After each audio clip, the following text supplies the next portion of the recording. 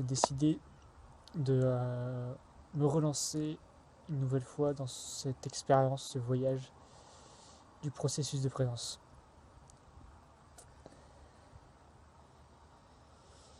En fait, je commence souvent, à chaque fois que j'ai voulu commencer, c'était parce que j'étais à un moment où j'étais un peu perdu, avec trop de pensées de partout, dans un brouillard, genre, voilà, je pense à plein de choses, je sais pas dans quelle direction aller, j'ai un état de confusion mentale, quoi.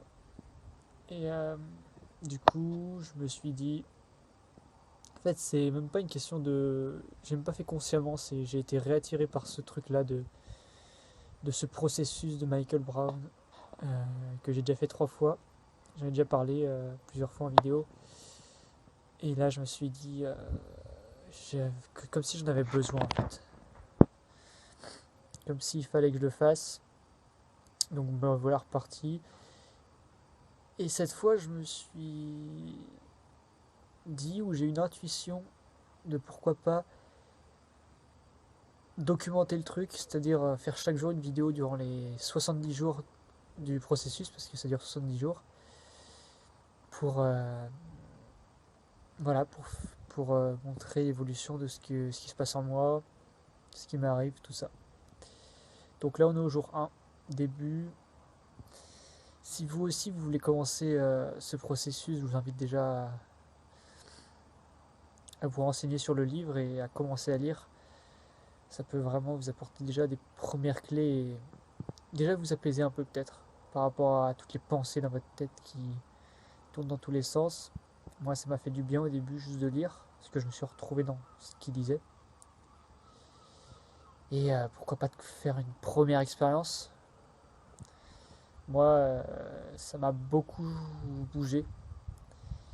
En particulier la deuxième fois que je l'ai fait. La première, ça m'a travaillé, mais c'est à partir de la deuxième que j'ai vraiment senti un changement. Là, ce que j'aime bien avec ce processus, c'est qu'à chaque fois qu'on le refait, on a l'impression de le refaire pour la première fois. Et j'ai vraiment l'impression que ça va être important aussi, cette quatrième fois que je le fais, que ça va être fort émotionnellement et que je vais vraiment vivre une belle expérience.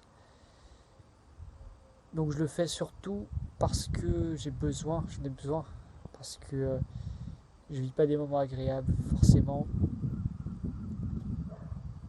J'ai une sorte de frustration et d'anxiété au quotidien là que j'arrive pas à dépasser vraiment.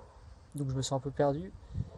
Et c'est un moyen de plus fuir en fait les difficultés qui sont en nous, qui sont en moi.